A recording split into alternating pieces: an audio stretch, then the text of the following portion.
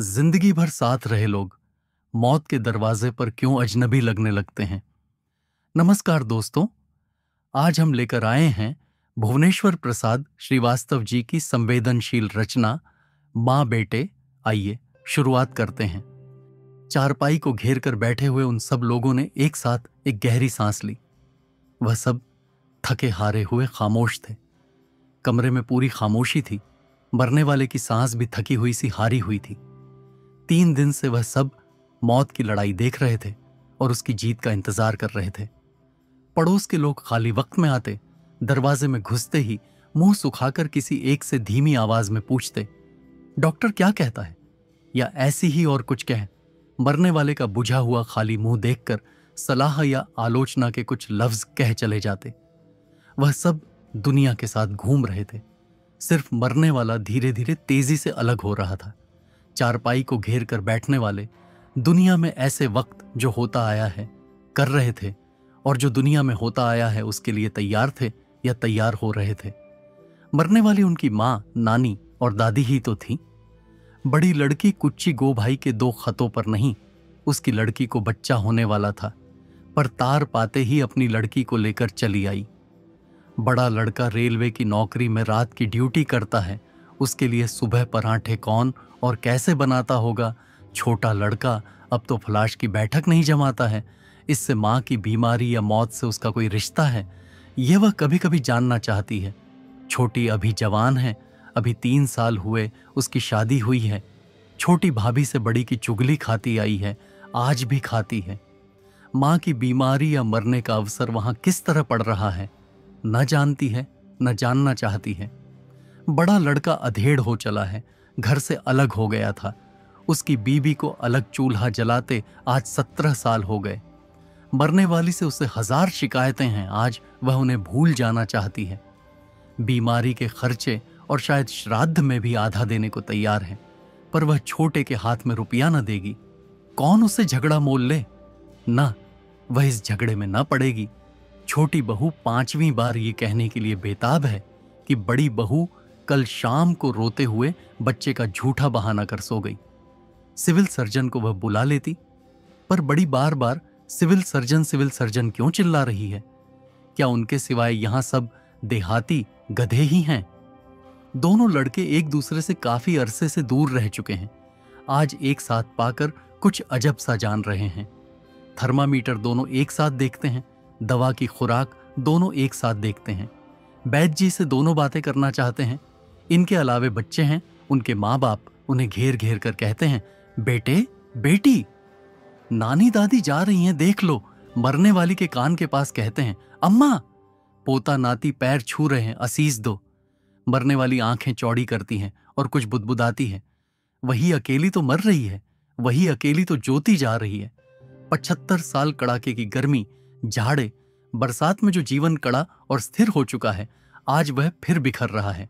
बड़ी लड़की कहती है, अम्मा क्या सोच रही, कहो, हमें देखो, भगवान का नाम लो। बड़ी बहू कहती है, अम्मा राम नाम हो, पाप कटें। छोटी जो जेठ की वजह से घूंघट काढ़े हैं, सांस भरकर कहती है, अम्मा के बराबर पुण्यात्मा कौन होगा। बड़े लड़के ने कॉर्निस पर से शीशी उठाकर दवा डाली। छोटे ने जम्हाई लेते हुए कहा, पीली में लगाने की दवा है। बड़े ने मुंह बनाया और अम्मा को उठाकर दवा पिला दी। तकिए में मुंह गढ़ाकर उसने दीवार की तरफ करवट ली। उसके उलझे हुए छोटे सफेद बाल मैले तकिए पर बिखरे थे। छोटी बिछौना बदलना चाहती थी, पर बड़ी की राय न थी। छोटी ने फिर कहा, अम्मा धोती में क्या लगी है, बदलोगी? अम्मा ने करवट ली और घूर कर देखा। सबके चेहरे एक से और सादे थे। उनमें सब में भरपूर जिंदगी थी। वह जैसे उनमें कुछ और ढूंढ रही थी। मौत के वक्त सुनते आए हैं कि सारी जिंदगी फिल्म की तरह आंखों के सामने फिर जाती है। मन धीमा हो जाता है, निश्चित और पके हुए बीते हुए पर ही वह बार बार टिकता है। वह शायद उसे याद हो या ना याद हो, पर उसका मन तो रीता बेजबान जानवर की तरह हो रहा था। अब जब उसने उनके चेहरे डीज की पुरानी लालटेन में देखे, तो वह एक बारगी सोच उठी कि ये सब असफल क्यों हो गए। बड़े लड़के को जब वह पैदा भी नहीं हुआ था, और जब मोहल्ले का एक लड़का वकील हुआ था, उसने वकील बनाना चाहा था, पर वह वकील क्यों नहीं बना? उसने उसकी तरफ गर्दन घुमाकर देखा। वह पास आकर बोला, क्या है अम्मा? वह अजाने की तरफ से संतुष्ट हो गई। उसने पानी मांगा। पानी पीकर वह थक कर लेट रही। आसपास लोग बातें कर रहे थे। बड़ी लड़की की गर्भवती लड़की भी वहां आकर बैठ गई थी। उसकी मां उसे हटाना चाहती थी। छोटा लड़का कुछ सोच रहा था और दुखी था। अम्मा ने एक बारगी धीमे से पुकारा, छोटे। छोटा लड़का उठकर पास तक गया और रो दिया। अम्मा ने मुंह फेर लिया। उसने आंसू पोंछते हुए कहा, सवेरे बड़े डॉक्टर को बुलाएंगे, और धोती से नाक पोंछते हुए बाहर चला गया। बड़ी ने गोद में लेटे हुए लड़क के मुंह में दूध देते हुए जानकारी से कहा, हां, सिविल सर्जन को बुलाओ, लाला। छोटी ने मुंह बनाया। छोटी लड़की कुछ बूझकर मुस्कुराई।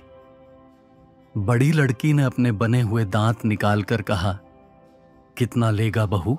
बड़ा लड़का बोला, बड़ा डॉक्टर कोई परमात्मा है? और फिर सब चुप हो गए। अम्मा ने पूरा पूरा सुना और जान लिया कि बड़ा डॉक्टर परमात्मा नहीं है। परमात्मा का ख्याल आते ही उसे एक बारगी मालूम हुआ कि परमात्मा से वह इस वक्त भी उतनी ही दूर है जितनी कभी थी। सिर्फ उसमें उस वक्त एक तकलीफ, एक तंगी समाई हुई है जो कभी न थी। वह कमरे की सब चीजें गौर से देखने लगी। उन चीजों को वह लाख बार देख चुकी थी, यहां तक कि वे अपनी असली शक्ल खो बैठे थे। पर आज वह सब अलग अलग और तीखी मालूम हो रही थी। बड़ी बहू से वह नाराज है।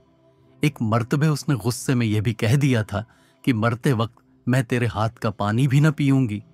छोटी नेक है, उसने उसकी बड़ी सेवा की है, पर आज वह दोनों एक नए ही रूप में उसके सामने आ रही हैं।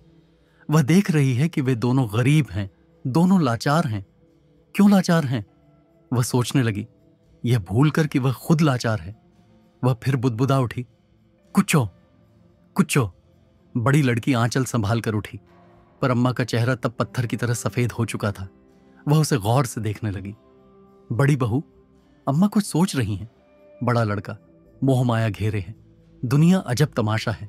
बड़ी बहू, न जाने किसकी किस्मत में क्या लिखा है।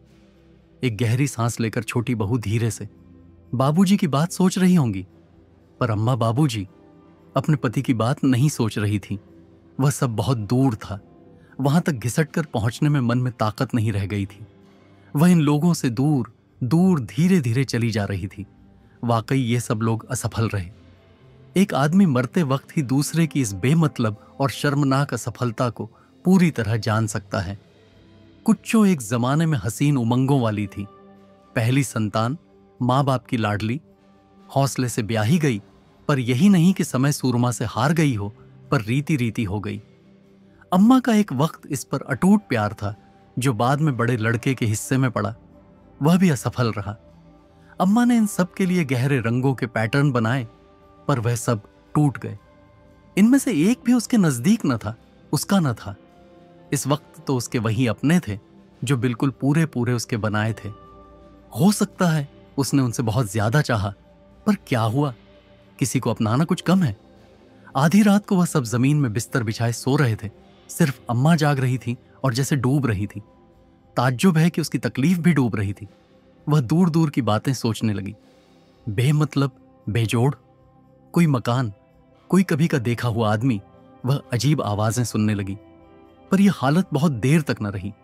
वह घबराने लगी, जैसे वह अकेली किसी अंधेरे रास्ते पर जाने से डर रही है। बदन में शक्ति न थी।